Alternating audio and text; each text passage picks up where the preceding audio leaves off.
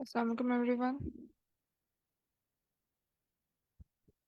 वालेकुम सलाम। वालेकुम सलाम। जी, कैसे हैं आप? सब ठीक है? अल्लाह का करम। सर आप सुनाएं। All okay, right. तो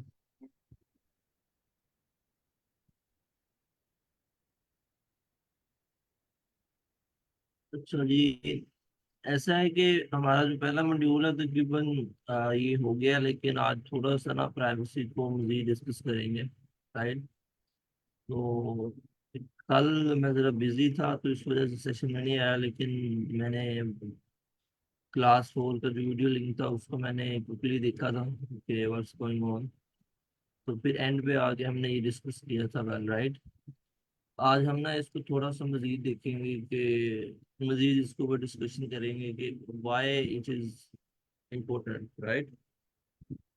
तो अच्छा, कल डिफरेंशियल प्राइवेसी को हमने डिस्कस किया था, राइट? तो कोई बताएगा कि व्हाट इज इट?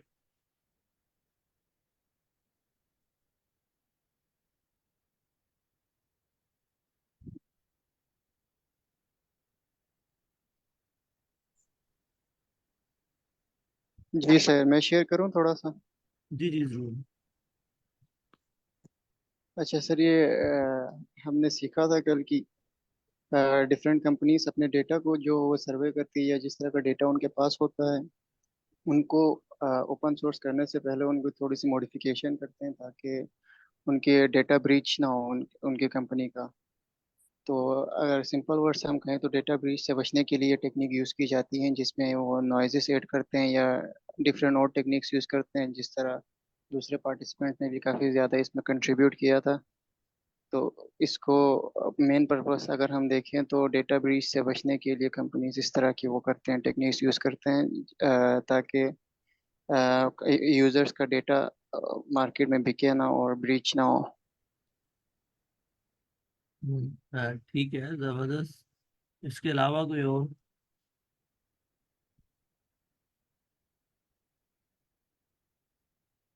अच्छा, इसमें ऐसा है कि आपने भी सही बताया, लेकिन जो मेन है ना, अगर जो टू दी पॉइंट अगर हम इसकी डेफिनेशन बताएं, अच्छा वो इस तरह है कि अब देखिए ना कि लेट्स सपोज हमारे पास एक डाटा सेट है, राइट? अब उसमें जो हमारे पास डाटा है ना वो मल्टीपल यूजर्स का है, ठीक है? अब इसमें क्या होता है कि सिंगल यूजर का जो डाटा होता है ना वो सिक्योर होता है इस डाटा सेट के अंदर। तो हम जस्ट ये जो डाटा सेट होता है इसको एज एन होल यूज करते हैं इससे इंसाइट्स निकालने के लिए, ठीक है? लेकिन जो सिंगल यूजर का जो डाटा होता है उसके ऊपर फोकस नहीं होता। तो मेन बात ये होती है कि जो सिंगल यूजर होता है ना उसका जो डाटा है वो एटलीस्ट प्राइवेट रहे, ठीक है? तो उसकी प्राइवेसी का जो कंसर्न है ना वो यहाँ पे किया जाता है, ठीक है? अब इसकी एग्जांपल्स हो सकती हैं बेशुमार। लेट्स सपोज अब हेल्थ केयर है, राइट? हेल्थ केयर की एक एप्लीकेशन लेते हैं। उसमें अगर हम देखें ना तो हम मल्टीपल पेशेंट का डाटा लेंगे, ठीक है? अब उन पेशेंट्स का डाटा लेके हम उन सारे डाटा के ऊपर वो जो भी हमने एनालिसिस परफॉर्म करना है और उससे इंसाइट्स निकाल लिए हैं, इसलिए हम उसको यूज करेंगे। बट मेक श्योर कि वो जो सिंगल यूजर है ना या सिंगल सिंगल पेशेंट है उसके ऊपर यहाँ पे ना फोकस किया जाए। तो लेट्स सपोज अगर हमारे पास 100 यूजर्स का डाटा है तो हम उनमें से लेट्स सपोज जो अगर दो कोई ऐसे पेशेंट हैं जो सीरियस हैं या नहीं भी है सीरियस, हम उनका डाटा नहीं यूज करते। तो कोई ये नहीं पूछेगा कि इन दो पेशेंट का डाटा आपने क्यों नहीं यूज किया। क्यों? क्योंकि हम सिंगल पेशेंट के ऊपर जो है ना वो नहीं फोकस करते। हम एज अ होल जो है ना इसके ऊपर फोकस करते हैं ताकि इससे इंसाइट निकालें।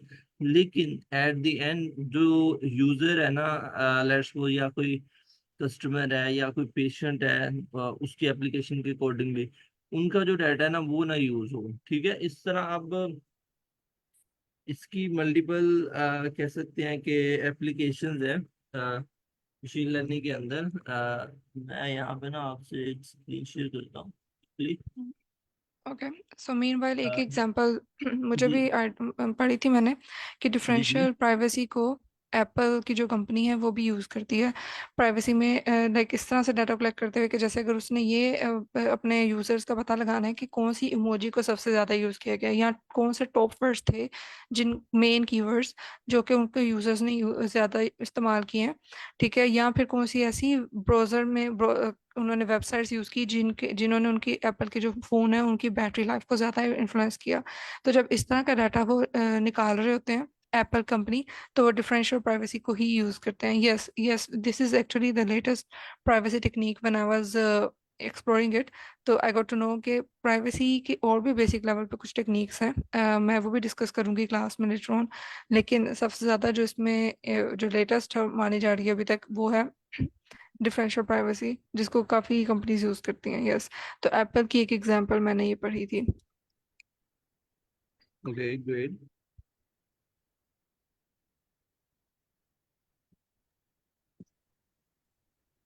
अच्छा अब ना हमारे पास मल्टीपल है, तो अभी मैंने यहाँ पे कुछ एप्लीकेशन लिखी हैं। अब ये जो है ना फेडरेटेड लर्निंग, अच्छा अब ये क्या चीज़ है। अच्छा अब इसमें ऐसा है कि जो कंपनीज है ना, वो इस टेक्निक को यूज करके ना जो डाटा को यूज तो करती हैं, लेकिन उसको ना अपने डाटा डाटा बेस के अंदर नहीं लेके जाती, सेंट्रल सर्वर के अंदर। अब इसकी एग्जांपल क्या हो सकती है। अब लेट्स सपोज हमारे पास ना गूगल गूगल का एक गूगल जी बोर्ड कीबोर्ड है फॉर एग्जांपल, राइट। अब उसमें यूजर क्या लिख रहा है। लेट्स सपोज अब यूजर कुछ टाइप कर रहा है ना प्रैक्टिस के लिए, तो अब वो जो प्रैक्टिस के लिए टाइप कर रहा है, अब उसके अंदर कुछ डाटा होगा यूजर का कि वो क्या टाइप कर रहा है, ठीक है। अब जो गूगल है वो एक्चुअली में आपका ये जो टेक्स्ट है ना जो आप टाइप कर रहे हो इसको नहीं लेगा, इससे वो पैटर्न और इंसाइट्स निकालेगा कि क्या चीज आप लगा रहे हो, मतलब आपका क्या बिहेवियर है, ठीक है। बट ये जो आप डाटा टाइप कर रहे हो ना इसको अपने वो जो उनका सेंट्रल सर्वर है या डेटाबेस है उसके अंदर नहीं लेके जाएगा, ठीक है। तो इसको हम बोलेंगे फेडरेटेड लर्निंग। हम इसको कह सकते हैं in short term without transferring the data to central server. इसकी एग्जांपल जो मैंने दी है वो है Google's Gboard keyboard,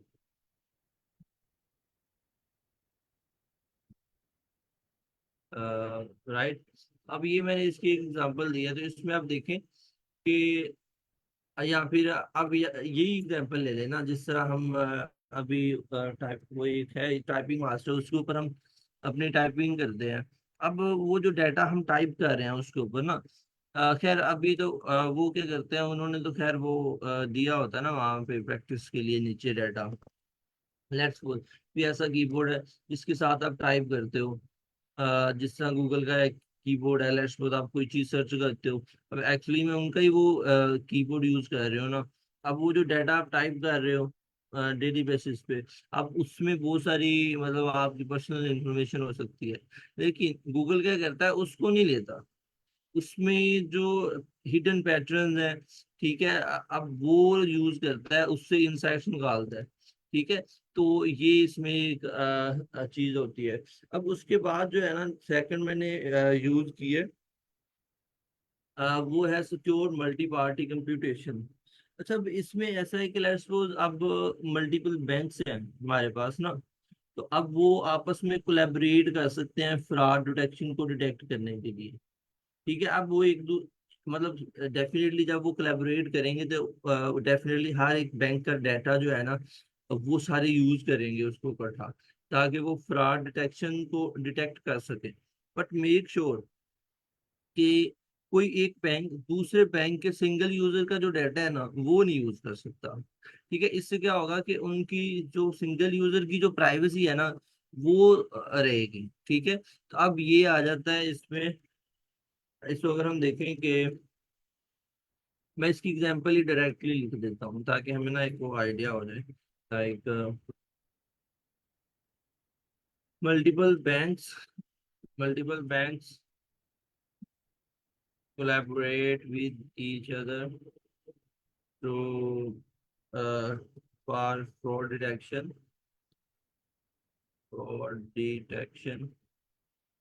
but make sure to not share a single user data with single user data with any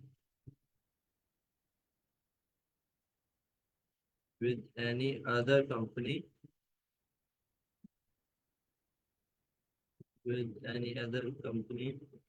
to make sure the privacy of user।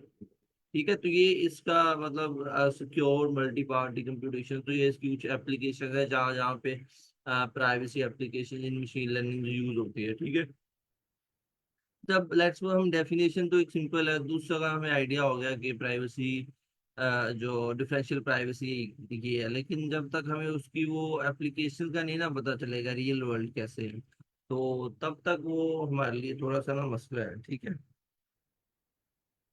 अच्छा अब, एक और है हमारे पास, वो ये है होमोमॉर्फिक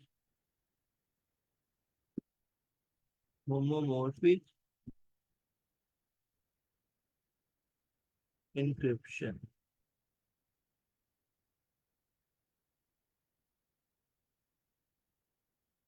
अच्छा अब इसमें क्या है, ये जो है ना होमोमॉर्फिक इंक्रिप्शन, अब यहाँ पे इंक्रिप्शन का वर्ड आया तो इससे भी हम थोड़ा सा अंदाजा लगा सकते हैं। अच्छा अब लेट्स सपोज कि हमारे पास हॉस्पिटल के अंदर मल्टीपल पेशेंट्स हैं तो उनका डाटा है। ठीक है, हम क्या कर सकते हैं कि जब हम जो डाटा है ना थर्ड पार्टी सर्वर प्रोवाइडर को जब हम सेंड करते हैं, रेस्ट मॉडल को देते हैं, तो हम वो डाटा मॉडल को जब देते हैं ना तो हमने उससे पहले उसको इनक्रिप्ट कर देना। ठीक है, ताकि जो यूजर की प्राइवेसी है वो रहे।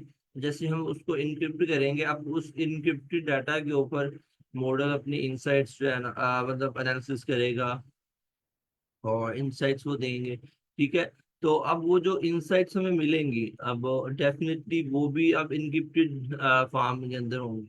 अब जैसे ही वो इनसाइट्स हमारे पास आएंगे तो हम उसको डिक्रिप्ट कर लेंगे। तो इससे क्या होगा कि हमें जो रिजल्ट्स है हमें वो मिल जाएंगे, लेकिन जो यूजर का जो प्राइवेसी कंसर्न है वो भी रहेगा। ठीक है, हम इसको अगर हम यहाँ पे लिखें तो कैसे लिख सकते हैं कि let's suppose encrypt the patient patient data in healthcare। हम यहाँ पे स्टार्ट पे लिख देते हैं in health care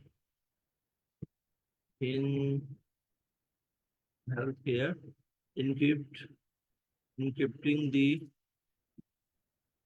patient data before sending to the third party such as a model to analysis perform analysis and uh, getting insights in the form of encrypted data at the end. uh, we have to decrypt decrypt the results results to see it to secure for privacy of patient data, privacy of patient data। अच्छा, अब ये देखें कि अब हमने इसकी तीन जो है ना एप्लीकेशन वो यहाँ पे डिस्कस की है। अब पहली जो है वो है प्रेडिक्टेड लर्निंग। वो ये है कि जैसा मैंने आपको गूगल जीबोर्ड कीबोर्ड की मैंने एग्जांपल दी, उसमें क्या है कि आप डेटा टाइप कर रहे होते हो, ठीक है, लेकिन गूगल आपके वो पैटर्न से ना लर्न कर रहा होता है। इसका मतलब ये नहीं है कि आप कोई टाइप कर रहे हो, वो सेंसिटिव डाटा हो सकता है ना, आप कुछ भी टाइप कर सकते हो, तो वो जो है गूगल उसको नहीं यूज करेगा। ठीक है, तो ये है यूजर की प्राइवेसी। आप देखें ना, इससे जो ट्रस्ट इश्यूज हैं वो भी बिल्ड करने होते हैं किसी कंपनी के ऊपर, ताकि वो आपका डाटा मिस यूज ना करे। अब हमें पता है कि लेट्स सपोज हम ये सोच सकते हैं कि लेट्स सपोज अगर हम गूगल यूज कर रहे हैं तो ये हमारा जो डाटा है ना ये मिस यूज नहीं करेगा। क्यों? क्योंकि ये आप वेल रिनाउंड कंपनीज हैं, हमें ये काफी देर से हैं। ठीक है, तो अब इन चीजों के ऊपर ये कंपनीज काम करती हैं, हमें इनके ऊपर ना ट्रस्ट है। तो अब वो जो ट्रस्ट बिल्ड है वो कैसे किया है, इन्होंने ऐसे किया है ना कि ताकि जो हमारा डाटा है वो मिस यूज ना हो। अब मेरी बात सुने कि व्हाट्सएप है, राइट? आप क्या करते हैं कि एक जगह से दूसरी जगह पे आप अपना फॉर एग्जाम्पल टेक्सटिंग कर रहे होते हैं आपस में। अब वो बीच में डाटा एक दूसरे को मतलब जा रहा होता है, लेकिन वहां पे क्या होता है कि आपका वो जो व्हाट्सएप है वो आपके जो मतलब जब आप चैटिंग कर रहे हो उससे शायद वो भी लर्न करता हो, लेकिन अब क्या उसने आपकी कभी चैट पढ़ी है? नहीं पढ़ी।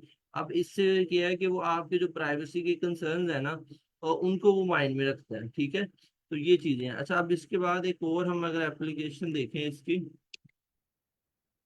उसको हम यूं ले सकते हैं कि अब इसको कह सकते हैं कि प्राइवेसी प्राइवेसी प्रिजर्विंग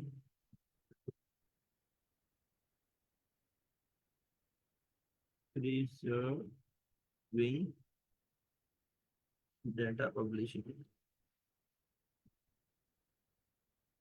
अच्छा, अब इसमें क्या हो सकता है?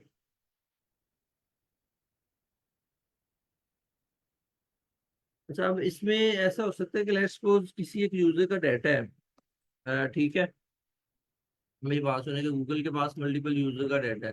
ठीक है, अब लेट्स सपोज अब वो सोशल मीडिया प्लेटफॉर्म के ऊपर वो डाटा शेयर करता है। अब वो क्या करेगा कि जो यूजर है ना उसको अनोनिमस कर देगा, ये नहीं बताएगा कि ये किस बंदे का डाटा है। अब मे बी कि वो किसी पर्पज के लिए उन्होंने शेयर किया हो कि इस तरह का यूजर जो डाटा है ना वो भी शेयर करता है, या इस तरह की चीजें भी होती हैं। ठीक है, तो इस वजह से वो जो यूजर है ना वो इटसेल्फ अनोनिमस होगा, लेकिन उसके डाटे को ऐसे वो यूज कर सकते हैं। ठीक है, तो ये कुछ टेक्निक्स है प्राइवेसी। अब देखिए ना, तो अगर आप देखें तो ये लीगल एस्पेक्ट के लिए जरूरी है हमारे पास ना मशीन लर्निंग के अंदर। तो दैट्स वाई हमने सोचा कि why not to include this as well to make it unique. ठीक है, तो अब दिस को काइंड ऑफ यूनिक, राइट? इसमें अगर मशीन लर्निंग का किसी को आइडिया भी है, लेकिन स्टिल उसके लिए लर्निंग है यहाँ पे। डेफिनेटली अगर मशीन लर्निंग का आइडिया है और मशीन लर्निंग का कोर्स कर रहा है फिर भी लर्निंग है। कोई बंदा मास्टर नहीं होता किसी चीज में, कुछ ना कुछ लर्निंग जरूर होती है। लेकिन हमने ये न्यू टॉपिक ऐड किया है इसमें, तो अब इसके ऊपर मजीद भी डिस्कशन होगी, लेकिन मोस्टली जो मेन पार्ट है वो हमारा मशीन लर्निंग है। तो हम क्या करेंगे कि हर मॉड्यूल में स्टार्ट में पहले अपने जो मेन मेन टॉपिक्स हैं मशीन लर्निंग के, तो वो देख लिया करेंगे, और एट द एंड हम थोड़ा सा ना उसको ये जो मशीन लर्निंग है, सॉरी, ये जो हमारे पास प्राइवेसी इम्प्लीकेशंस हैं इसके अंदर ना, तो इसको भी हम थोड़ा सा ना माइंड में रखेंगे। अच्छा, तो मुझे ये बताया कि ये जो अभी हमने एप्लीकेशन डिस्कस की, तो इसके ऊपर कुछ कोई बात करना चाहेगा?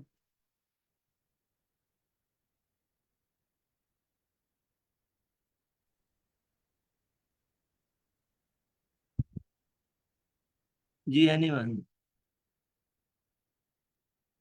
सर जिस तरह आपने ऊपर लिखी है इस तरह लास्ट पॉइंट भी लिख देना शॉर्ट सा, जी जी, ये वाला। ताकि क्लियर है नहीं चौथा अच्छा पॉइंट। ये अच्छा ये वाला, अच्छा ये बिल्कुल सिंपल है।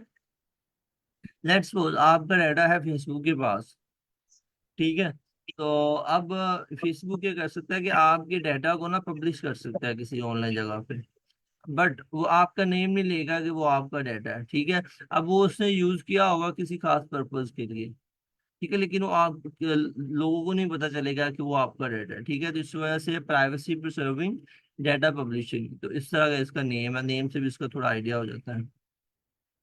ठीक हो गया सर, शुक्रिया। Let's suppose publishing any users data to social media without revealing their name। ठीक है, तो ये है जिसका, जी इसके अलावा कोई यहाँ पे इसके ऊपर बात करना चाहे? चले मैं। सर एक मेरा क्वेश्चन जी था। जी। यस। क्वेश्चन थोड़ा सा असल में वो है कि लास्ट टाइम मैंने एक प्रोजेक्ट किया था मिस जरताशा को पता है, इस पे क्रेडिट कार्ड अप्रूवल्स पे ना।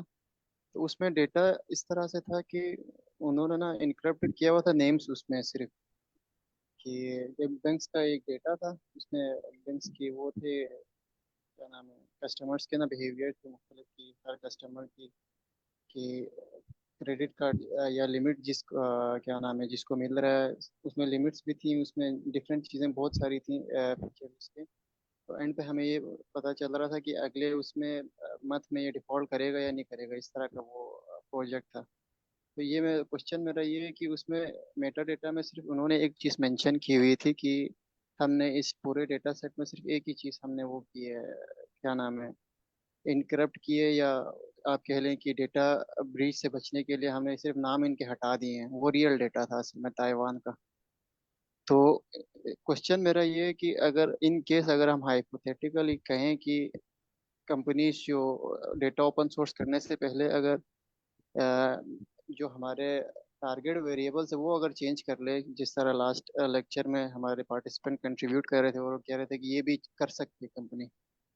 और मेरे केस में इस प्रोजेक्ट में जब मैं कह रहा था, अगर हम कह लें कि उन्होंने वो किया हुआ है कि उल्टा किया हुआ है टारगेट वेरिएबल्स को, तो जब मैं मॉडल बिल्ड करूंगा, इस पे अपनी सारी चीजें लगाऊंगा, तो मेरा मॉडल तो गलत ट्रेन हुआ है।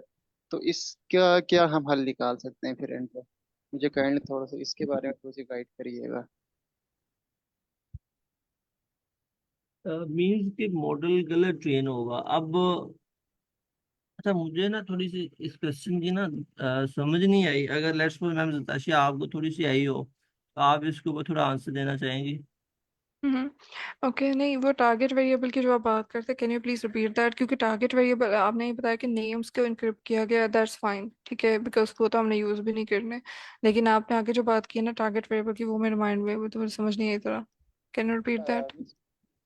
मेटा डेटा में ना उन्होंने क्लियरली नेम्स का तो मेंशन किया हुआ था ना कि ये हमने वो यस। किया हुआ है।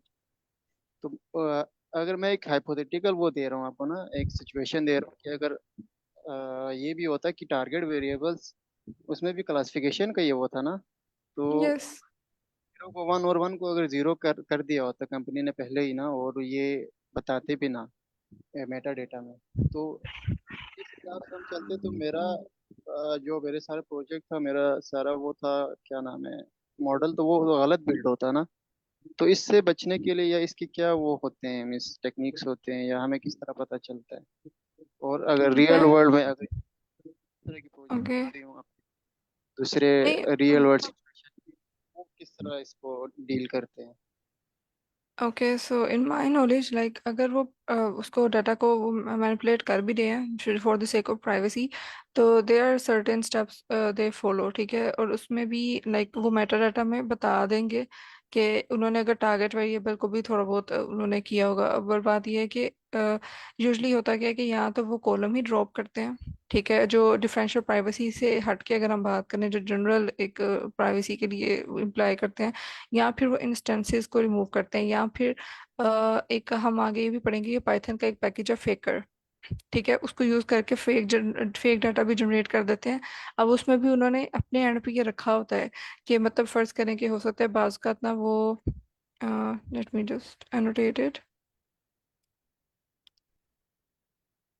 ओके, सो बाज का ये भी हो सकता है कि वो जैसे नेम का कॉलम था, ठीक, तो इनक्रिप्ट करने के बजाय बाकी कॉलम्स के साथ अब वो फर्ज करेंगे यहाँ पे कार्ड का नंबर था एक गिवन, ठीक। और कुछ उसकी लोकेशन गिवन होगी, ऐसे कुछ है, और फिर वो फ्रॉड है या नहीं है ये कुछ प्रिडिक्ट किया होगा। ठीक है। अब उसने ये स्कैम है या नहीं, वट एवर इट इज। तो अब इसमें नेम जो है वो हो सकता है कि ये पूरा कॉलम ही सप्रेस कर दें, डाटा सप्रेशन भी कर सकते हैं कि इसमें पूरा कॉलम का नेम ही ड्रॉप कर दिया। ठीक है। यह कार्ड नंबर है तो फेकर का एक पैकेज है पाइथन के अंदर। वो क्या करता है कि फेक नंबर्स जनरेट कर देता है। हम उसमें ये स्पेसिफाई कर सकते हैं कि वो नंबर्स जो है थोड़े बहुत card number as it is ना रखे। ठीक है, उसके अंदर थोड़ा बहुत चेंज करते हैं। ठीक। या फिर उसको ये वाला कॉलम भी पूरा ड्रॉप कर दें, या फिर इसको इंक्रिप्ट कर दें। इंक्रिप्ट करने में क्या होगा कि फर्ज करें यहाँ पे अगर जीमेल्स वगैरह भी हैं, आपने पार्शियल मास्किंग वगैरह देखी भी होगी कि जैसे फेसबुक या गूगल वगैरह पे जब आप ईमेल वगैरह लॉगिन करते हैं तो वो इस तरह से कुछ ईमेल्स दिखाता है कि स्टैटिक्स @, ठीक है, और फिर आगे स्टैटिक्स ही होते हैं। ठीक है, पूरी जीमेल वो आपको शो नहीं करते हैं, पासवर्ड में भी वो मास्किंग कर देता है, सिर्फ आपको स्टैटिक्स शो हो रहे होते हैं। तो ये partial masking is also the example of कि आप उसमें प्राइवेसी को जो है ना वो प्राइवेसी की बेस पे से कर रहे हैं। और इवन की प्राइवेसी इम्प्लीकेशन में एक और चीज़ इस तरह से भी डाटा मैनिपुलेट होता है कि फर्ज करें अगर एज का कॉलम है और एज के कॉलम में अब यहाँ पे इस तरह से बहुत सारी चीज़ें आती है ना, जैसे हम मैंने लास्ट टाइम कल भी हम लोग डिस्कस कर रहे थे कि अगर एक मतलब ओपन डाटा से मतलब यहाँ पे फर्ज करें कि एक तो मैनिपुलेटेड डाटा मिल गया, एक ऑफिशियल सोर्स है, उन्होंने बेशक पर्सनल इंफॉर्मेशन डिलीट की हुई है, लेकिन हमने देखा था कि IMBD के ओपन डाटा के केस में भी उन्होंने वहां से क्रॉस मैच करके बहुत सारे रिव्यूवर्स की डाटा को पर्सनल इंफॉर्मेशन जो है वो आइडेंटिफाई कर ली थी। ठीक है, तो वो जब आप मैच करते हो दूसरे प्लेटफॉर्म से वही डाटा उसके डाटा मतलब डाटा को लेके, तो वो पास का क्रॉस जब आप करते हो तो आप री आइडेंटिफाई कर सकते हो इजीली। तो इस केस में वो क्या करते हैं, बाज का तो ग्रुपिंग कर देते हैं। फॉर एग्जांपल अब मेरे पास एज का अगर यहाँ पर डाटा है और अगर उसका हिस्टोग्राम हम ड्रा करें, तो फर्ज करने के ज़्यादातर वैल्यूज तो थी 40 के अराउंड, कि ज़्यादातर लोग 40 की एज क्या एज रेंज में थे। लेकिन बहुत ही जो जो यहाँ पे टेल साइड पे हिस्टोग्राम में डाटा आता है ना, ठीक है, ये मतलब यानी यानी यहाँ पे 18 से कम या यहाँ पे 80 से ज़्यादा। तो अब ये वाले जो डाटा सेट्स होंगे ना जो समहाउ एज एन आउटलायर काम कर रहे होंगे कि वो ट्रेंड से बिल्कुल हट के आएंगे, तो ये वाले डाटा सेट्स को आइडेंटिफाई करना बड़ा इजी हो जाएगा किसी के लिए भी। ठीक है, तो अब इस केस में क्या करते हैं वो लोग कि या तो वो मतलब 40 मीन यहाँ पे आ रहा था ना, अगर 40 ऑन एवरेज है, तो वो क्या करते हैं कि जो डाटा अगर यहाँ पे 18 20 19 और इस तरह से 29 एज के वैल्यूज जा रही होंगी तो इनको कैटेगराइज कर देंगे। ठीक है, कैटेगराइज किस तरह से कहेंगे कि या तो 40 है या ग्रेटर देन 40 है या लेस देन 40 है, या लेस देन 40 है ग्रेटर देन 40 है। ठीक है, तो इस तरह से करके वो कैटेगराइज कर देंगे डाटा को। यानी अब 18 और 80 वाले जो बिल्कुल जो कम डाटा मौजूद था उसको वो आइडेंटिफाई नहीं कर सकेगा क्रॉस मैच करके। तो एक तो इस तरह से ग्रुपिंग करके भी ये लोग सेव कर देते हैं। अब इसमें मीनिंग चेंज नहीं हुआ। ठीक है, थोड़ा सा डाटा को जनरलाइज इन्होंने कर दिया लेकिन मीनिंग चेंज नहीं हुआ। तो वो इस तरह से प्राइवेसी को देखते हैं कि मीनिंग भी चेंज ना हो। अब जैसे अगर किसी का प्रोफेशन ही है तो प्रोफेशन के अंदर फॉर एग्जांपल कि वो डांसर भी है या वो सिंगर है या वो जो है वो मतलब इस तरह की कोई प्रोफेशंस है, या और इस तरह से कुछ प्रोफेशंस हैं कि जिसमें वो रिसर्चर है, नेचुरल साइंस रिसर्चर है या बायोलॉजिस्ट है या केमिस्ट है। ठीक है, इस तरह के हैं। अब वो क्या करेगा, इन सबको भी प्राइवेसी के अंदर एक और ये काम होता है, इसके लिए ज़्यादा ज़्यादा टर्मिनोलॉजीज भी हैं, वो भी हम डिस्कस अभी करते हैं। ठीक है, तो इसमें वो क्या करेगा, डाटा की एग्रीगेशन कर देगा जनरलाइज करते हुए कि क्या जो जो सारे उसे डांसर सिंगर इस तरह के थे उन सबको बेशक वो आर्टिस्ट ही कह दे। अब वो जो जनरल फॉर एग्जांपल हो सकता है कि पूरे डाटा सेट में डांसर सिर्फ एक ही था, ठीक है, तो वो आइडेंटिफाई करना इजी हो सकता है। लेकिन अगर मैंने डांसर के साथ सिंगर और वो जितने भी उससे मिलते जुलते प्रोफेशन थे, एक्टर मॉडल, ठीक है, उन सब की जगह पे सिर्फ एक ही लफ्ज यूज कर दिया, आर्टिस्ट। ठीक है, अब जनरलाइज कर दिया। इसी तरह से जो जितने बायोलॉजिस्ट केमिस्ट वो सारे थे तो उन सब के लिए एक वर्ड ही यूज कर लिया, रिसर्चर या साइंटिस्ट। ठीक, तो वो क्या हो गया कि जनरलाइज कर दिया। तो उससे भी अब वो गलत जनरलाइज तो नहीं किया मैंने, जो रेलिवेंट था उसी तरह उसी में उसको जस्ट मैंने ऐसे उस डाटा को थोड़ा सा मैनिपुलेट किया है कि मीनिंग भी चेंज ना हो और जो हमारा वो प्राइवेसी है वो भी रहे। ठीक, और इसकी एक बहुत जो एग्जाम्पल है वो ये थी कि एक इनफैक्ट ये सेंसस में अमेरिका के एक जो सेंसस था पुराना उसमें ये हुआ भी था कि डाटा ब्रीच हुआ था प्राइवेसी का। ठीक इसकी एक एग्जांपल मैं इस तरह से एक एक पिक्चर शो करती हूँ यहाँ पे ही। इट इज ओके, मैं ये चैट में शेयर कर देती हूँ। ठीक है, तो ये चैट में ये पिक्चर अभी आएगी तो इसमें देखिएगा कि ये अब इसमें क्या उसने बताया हुआ है कि फॉर एग्जांपल सेंसस के डाटा में भी 1990 का कोई अमेरिका का सेंसस डाटा था, वो मैं पढ़ रही थी कि उसमें काफ़ी ज़्यादा जो वो जो वोटर्स की लिस्ट थी, ठीक है, वोटर लिस्ट तो समहाउ वो डाटा पब्लिक कर देते हैं, ठीक है। तो उन लोगों ने क्या किया कि क्वासी आइडेंटिफायर्स को यूज़ करके री आइडेंटिफाई कर दिया, ठीक है। इसको प्रॉपर री आइडेंटिफिकेशन अटैक्स का नेम देते हैं। क्या किया कि वोटर की जो लिस्ट थी सेंसस के डाटा में जो उन्होंने पब्लिक थोड़ी सी किया था डाटा, जिसमें नेम एड्रेस था, डेट रजिस्टर्ड पार्टी एफिलिएशन या डेट लास्ट वोटेड, ठीक है। तो उसमें कॉमन चीज थी जिप कोड, बर्थ डेट और जेंडर, ठीक है। ये इसमें वोटर लिस्ट के अंदर एक डाटा के अंदर कॉमन था।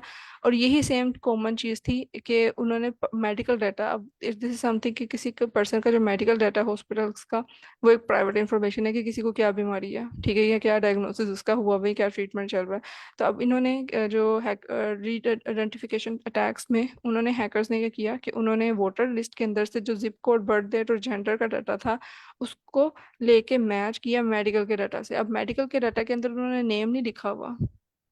अगर ये आप चैट में भी इमेज जो मैंने शेयर किया उसे खोलें तो अ, ठीक है, यहाँ पे मैं बल्कि शेयर भी कर देती हूँ स्क्रीन पे भी। तो अब यहाँ पे देखें तो उसने यहाँ पे जिप कोड में यहाँ पे मेडिकल डाटा के अंदर तो उन्होंने नाम नहीं बताया हुआ, नेम भी छुपाया हुआ है, ठीक है, लोकेशन भी नहीं बताई हुई, एड्रेस वगैरह ये कुछ भी नहीं बताया हुआ, ठीक, because it's a sensitive information. लेकिन पब्लिक डाटा से उन्होंने कुछ चीज़ें मैच की कि जिप कोड इसमें भी है, इसमें भी है, बर्थ डेट इसमें भी है, उसमें भी है, जेंडर भी है, दोनों। अब ये तीन जो चीज़ें थी अलोन इनका कुछ नहीं मतलब, ठीक है, अगर कोई मुझे खाली वैसे जिप कोड बताया तो कोई लोकेशन किसी की भी कोई मेडिकल डाटा नहीं पता लग सकता, कोई ऐसी इंफॉर्मेशन एक्सपोज नहीं हो रही कि प्राइवेसी ब्रीच हो, किसी का जेंडर पता लग जाए, कोई प्राइवेसी ब्रीच नहीं है। लेकिन जब उसको उसने दो सेम डाटा सेम टाइम के जो डाटा सेट्स थे उसमें से उन्होंने जो कॉमन कॉलम्स थे उसको लिया और मेडिकल डाटा में से जब उसको किया तो इजीली आइडेंटिफाई कर लिया कि इस जेंडर या ये बर्थ डेट और इस जिप कोड होगा तो कौन सा डायग्नोसिस या हुई हुई है, कौन सी बीमारी है। तो इस तरह से करके ये 1990 के एक सेंसस का डाटा में से ये प्राइवेसी ब्रीच हुआ भी था, ठीक है। तो इस तरह से भी ये री आइडेंटिफाई अक्सर में हो सकते हैं प्राइवेसी इम्प्लीकेशन में। दैट्स वाई इट्स नेसेसरी कि वो ये इन सब चीज़ों का ख्याल रखे, तो ये एग्रीगेशन या सप्रेशन या फिर जनरलाइज कर देते हैं डाटा को प्राइवेट बनाने के लिए। सो इट इज़ इम्पोर्टेंट, लेकिन जब वो प्राइवेट बना रहे होते हैं इट डजेंट लाइक वो बिल्कुल ही उसकी ऐसा मीनिंग चेंज कर देंगे कि बिल्कुल ही मतलब कि ऐसा जैसे सर आप बता रहे हैं कि वो हाइपोथेटिकल एग्जांपल दे रहे थे कि टारगेट वेरिएबल में ही वो इस तरह से ज़्यादा चेंजेस करते हैं, तो इतना नहीं होता। हाँ, एक्यूरेसी इफेक्ट होती ज़रूर है, ठीक है। वो डिफरेंशियल में भी ना, अभी हम थोड़ा सा इसको डिटेल में मैंने कब बनाऊंगी, मैंने इसको बताना भी था आज। लेकिन एक एप्सिलॉन का वर्ड आपने पढ़ा होगा, अगर आपने घर जाके थोड़ा सा इसको घर में अपने एंड पे देखा है तो आपने डिफरेंशियल प्राइवेसी में एक एप्सिलॉन का वर्ड पढ़ा है कि प्राइवेसी को एसेस करने के लिए कि किस हद तक उसमें ऐड है तो एप्सिलॉन की वैल्यू यूज होती है। अब जो ये एप्सिलॉन है ये क्या कर रहा है कि अगर इसकी वैल्यू ज्यादा है, ठीक है, तो उतना ही डाटा ज्यादा एक्यूरेट है, यानी कि उतनी ही कम प्राइवेसी उसके अंदर ऐड हुई है डाटा के अंदर।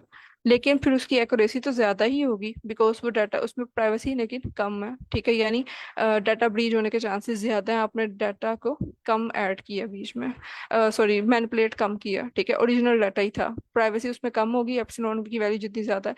लेकिन अगर एप्सिलॉन की वैल्यू जितनी कम होगी, ठीक है, उतना ही एक्यूरेसी भी थोड़ी सी कम हो जाएगी ऑफ कोर्स, जैसे अगर हम जनरलाइज कर रहे हैं, हम एग्जैक्ट डाटा नहीं दे रहे उसे, ठीक है, ये हम कॉलम्स ड्रॉप कर रहे हैं, इनक्रिप्ट कर रहे हैं, तो डेफिनेटली वो एक्यूरेसी कम होगी थोड़ी सी, लेकिन प्राइवेसी इंक्रीज हो जाएगी। सो थोड़ा सा ट्रेड ऑफ लाजमी है, मगर इतना ज्यादा एक्यूरेसी पर फर्क नहीं आता कि आप कहें कि बिल्कुल ही इंसाइट्स चेंज हो जाएंगे और आपके डिसीजन मेकिंग पे इन्फ्लुएंस होगा।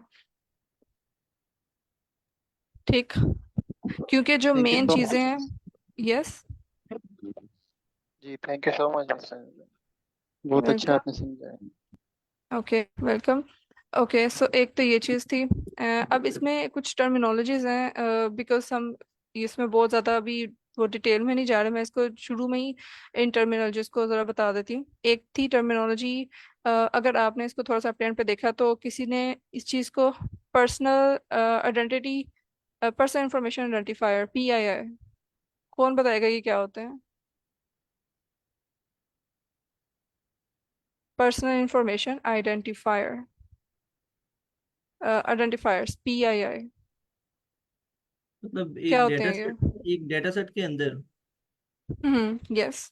अच्छा, मतलब जो यूजर की जो इन्फॉर्मेशन है वो डंडी, एक तो उसका नेम हो सकता है, ठीक है। अब उसके बाद उसका आईडी कार्ड हो सकता है, जो डेटा सेट होता है, जो चीजें उसके अंदर स्टोर हुई होती हैं।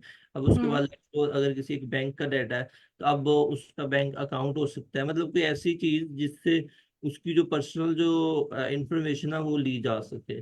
तो ये चीजें इसमें आई थिंक आ जाती हैं। Yes, we can say that. Yes, के personal identification, personal information identifier, PII, multiple types के हैं। ठीक है, इसमें सेंसिटिव भी हैं, नॉन सेंसिटिव भी हैं।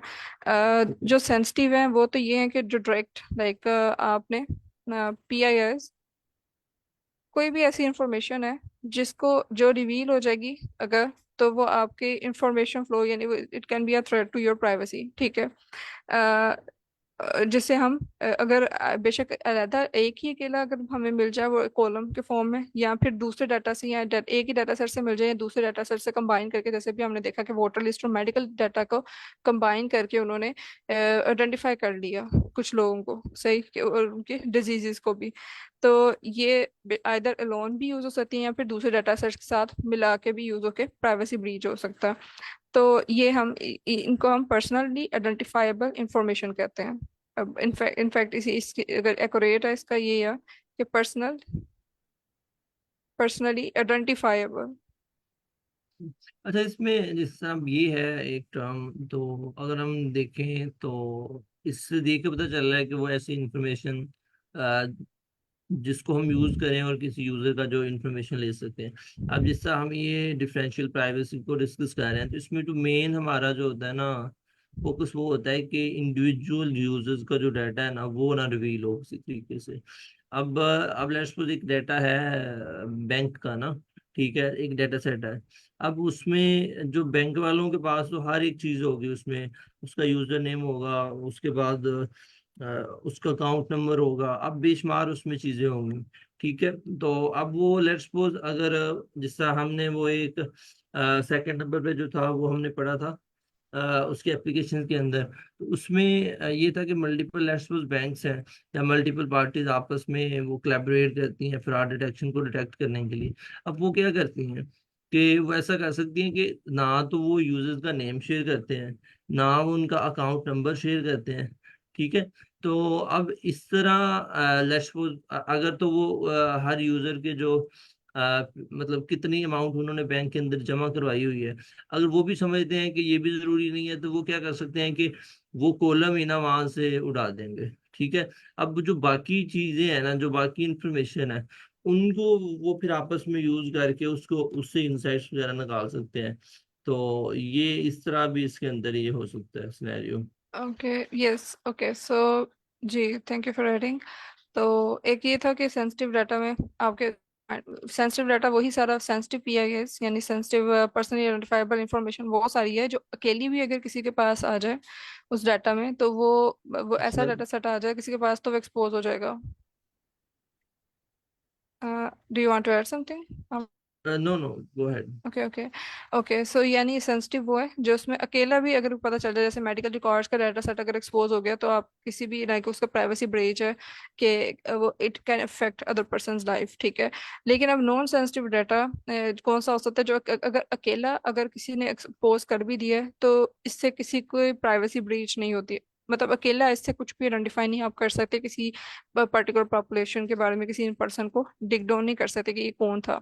ठीक है, तो ये नॉन सेंसिटिव इंफॉर्मेशन है और इसको ही कोई आइडेंटिफायर्स भी कहते हैं। ठीक है, जिसको बाद में नॉन सेंसिटिव डाटा को या इवन के नॉन पीआईआईज को, ये तो फिर भी लाइक मतलब के पीआईआईज होंगे, कुछ ऐसी इंफॉर्मेशन है जो कि पीआईआईज नहीं भी है, ठीक है, नॉन पीआईआईज हैं, कि उनके वो डाटा अगर वो सामने आ भी जाए तो कोई इंफॉर्मेशन उसमें से नहीं शो होती। ठीक है, but still when they are combined, non sensitive PIIs या नॉन पीआईआईज को जब हम कंबाइन करते हैं दूसरे डाटा सेट से जो ओपन सोर्स हो, फिर आपस में जो कॉलम्स मैच करते हैं, जैसे यहाँ केस में हुआ था मेडिकल और वोटर लिस्ट के केस में, और फिर जो इन्फॉर्मेशन लॉस हो सकता है पॉसिबल, उसलिए इसको ऐसे आइडेंटिफायर्स को हम क्वेसी आइडेंटिफायर्स भी कहते हैं। सो हो सकता है कि आप ये टर्म भी देखें। ठीक है, यानी सेंसिटिव डाटा तो डायरेक्ट लॉस कर देगा, प्राइवेसी ब्रीच कर देगा, लेकिन कुछ ऐसा डाटा जो कि अकेला तो कुछ नहीं कर रहा, लेकिन हम दूसरे डाटा सेट्स के साथ जब मिला के उसको प्राइवेसी जो है अगले की हर्ट हो सकती है, तो डाटा इंफॉर्मेशन लूज हो सकती है, उसे क्वेसी आइडेंटिफायर्स कहते हैं। ओके, और हमने ये देखा था कि जैसे मैंने पहले बताया कि एनोनिमाइजेशन टेक्निक्स हैं। तो एनोनिमाइजेशन जो टेक्निक्स हैं उसमें से एक तो हमने अभी ये पढ़ी कि एट्रीब्यूट सप्रेशन, अगर इसका प्रॉपर टर्मिनोलॉजी नेम देखी जाए, कि डिफरेंशियल से भी पहले लाइक जो जनरल टर्मिनोलॉजीज हैं, एक तो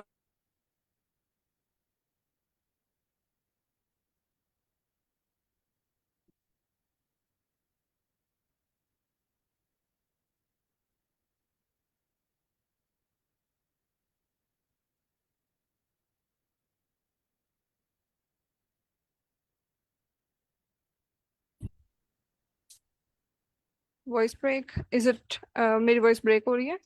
जी जी, अब ओके ठीक आ ओके, रही, पहले हो तो मुझसे। यस वो, ओके, ठीक है। और दूसरा ये हो सकता है कि मैं रिकॉर्ड सप्रेशन कर लूँ। ठीक है, अब रिकॉर्ड सप्रेशन क्या है, जैसे मैंने अभी बताया था कि मैं रिकॉर्ड रो वाइज जनरलाइज कर रही हूँ डाटा को। जैसे अगर सेल में वैल्यू है कोई मतलब 40 से कम वाली एज कर दी है, 40 से ज्यादा वाली एज को मैंने वो कैटेगराइज कर दिया, या फिर मैंने जो आर्टिस्ट में सारे वो मिलती जुलती प्रोफेशंस वालों को सबको आर्टिस्ट कह दिया, साइंटिस्ट वाले जो थे मिलते जुलते प्रोफेशन सबको साइंटिस्ट कह के वो जो स्मॉल कैटेगरीज थी उन सबको जनरलाइज कर दिया।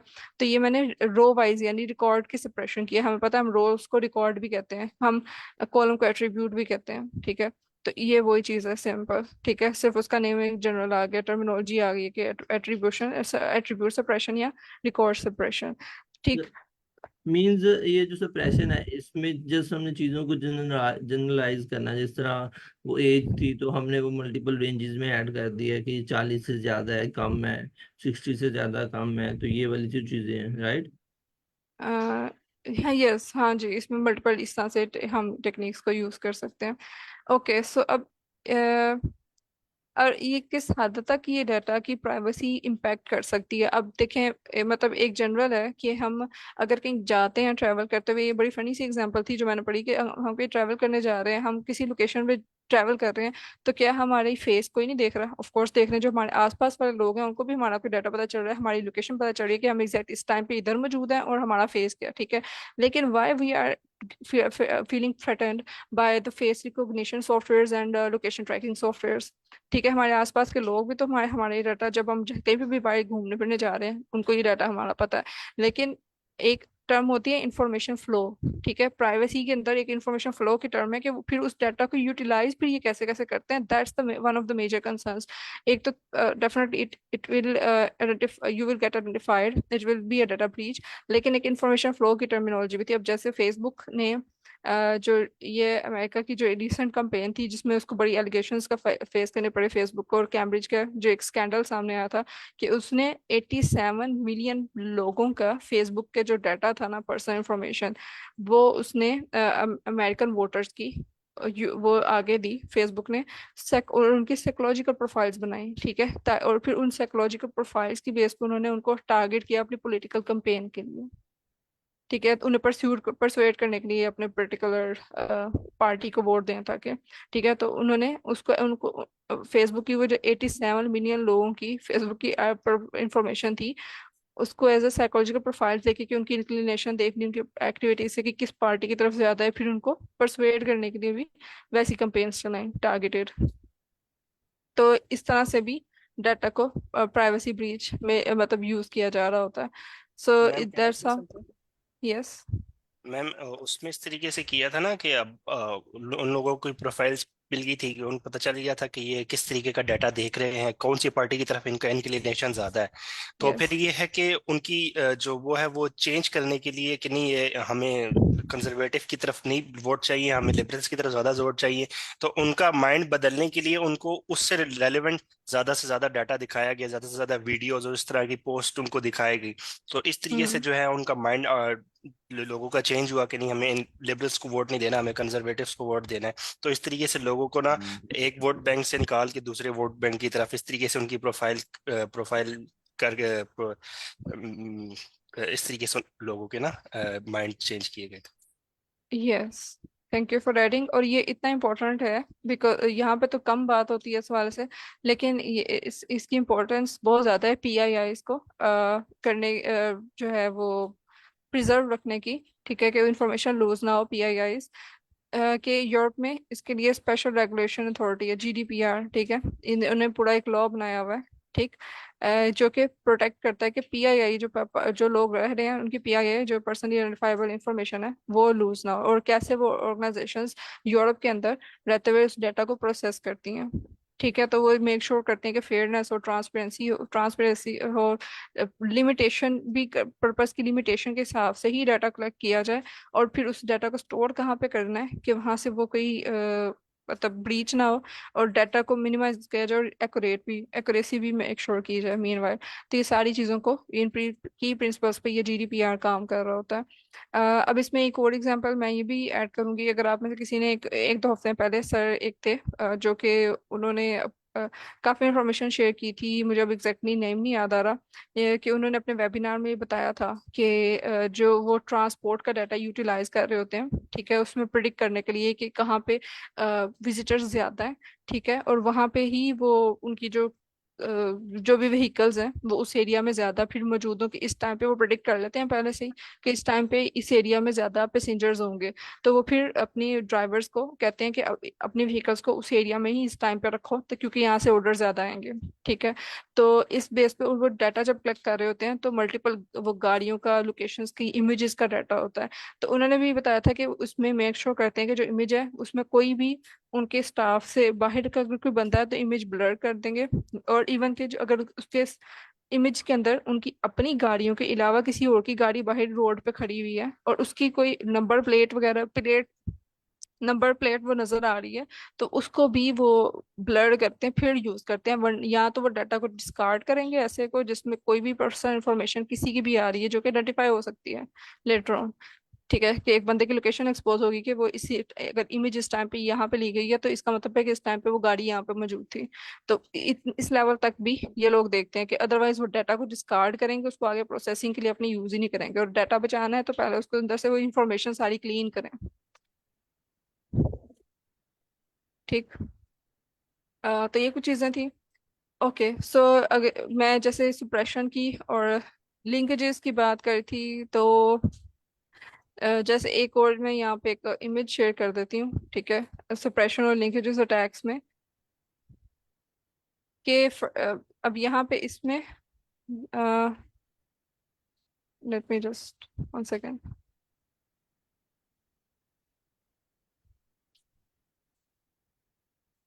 ओके, ये इंफॉर्मेशन वन सेकेंड, ये इमेज लोड होने में थोड़ा टाइम ले रही है।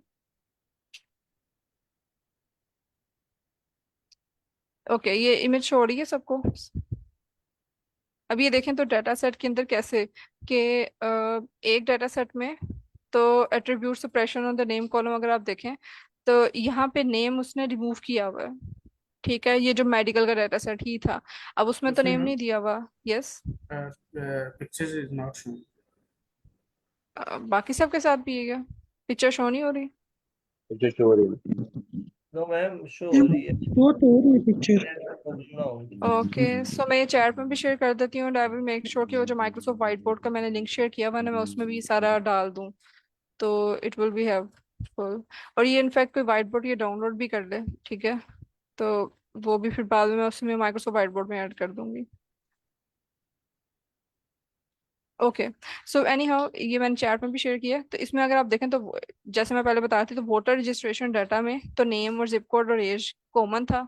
ठीक। अब यहाँ पे मेडिकल के डाटा के अंदर जिसमें डिजीज का कॉलम भी उन्होंने ऐड किया, तो उसमें नेम नहीं था। ठीक है, नेम उन्होंने छुपाया हुआ है, ये कॉलम सप्रेस किया हुआ था जब उन्होंने पब्लिक किया। लेकिन क्या हुआ है कि जिप कोड और एज और जेंडर के जो कॉलम थे, उन्होंने वो देखे कि अब इस एज की इस एरिया में जिप कोड में एक फीमेल रह रही है। ठीक, तो इजीली, क्योंकि ये है भी आउटलायर थे, जो नॉर्मल डिस्ट्रीब्यूशन में हमने देखा ना कि मेन एवरेज से हट के थोड़ी सी वैल्यूज इस तरफ आ रही हैं। ठीक है, तो टेल वाली वैल्यूज को स्पेशली आइडेंटिफाई करना बड़ा इजी होता है, जो डाटा थोड़ा सा ट्रेंड से जरा हट के होते हैं, क्योंकि कम वैल्यूज होती हैं तो बड़ी इजीली पिन पॉइंट हो जाती हैं कि ये है। तो अब 29 एज की अगर फीमेल कोई इस एरिया में मौजूद है, तो उन्होंने नाम उसका आइडेंटिफाई कर लिया कि एलिस ही है, और उसका एलिस है, और उसका डाटा फिर उन्होंने यहाँ से मैच कर लिया इन तीनों को देखे कि उसे ओवेरियन कैंसर है। तो इस तरह से ये 1990 के सेंसस में मेडिकल की जो रिकॉर्ड था वो डी आइडेंटिफाई हो गया था। सही, और उसमें सारे उन्होंने डिजीज कैप्चर कर ली थी। राइट। तो ये इस तरह से एक पॉसिबिलिटी है। ओके, अब इस तरह ये एक तो ये हो गया, अब एक ना डिफरेंशियल प्राइवेसी वर्क कैसे करती है, ये तो जनरल था ना। ठीक।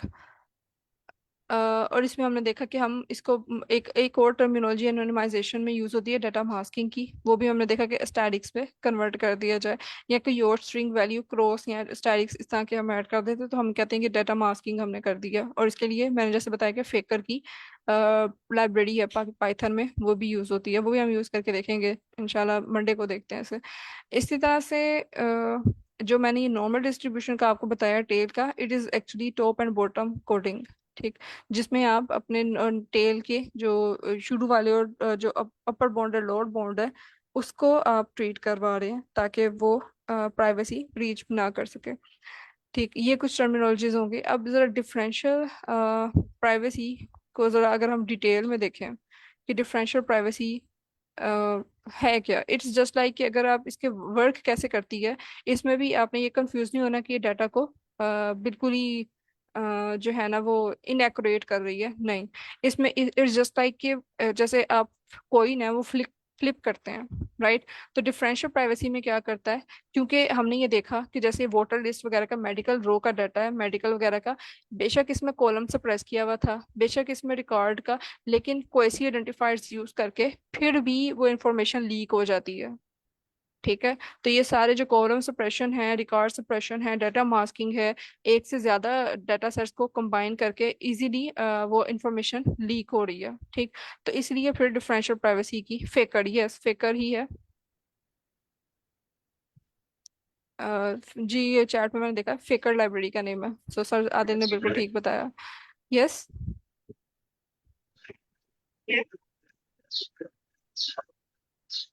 ओके,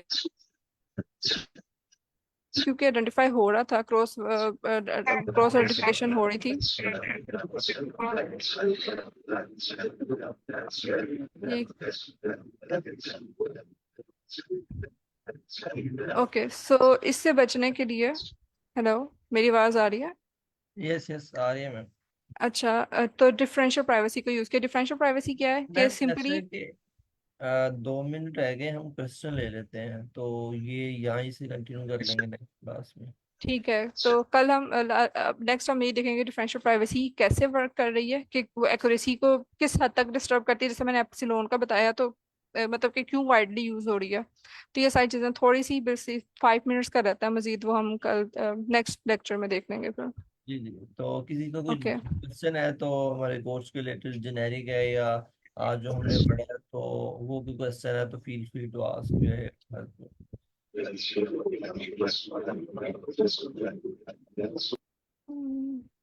जी, एनीवन।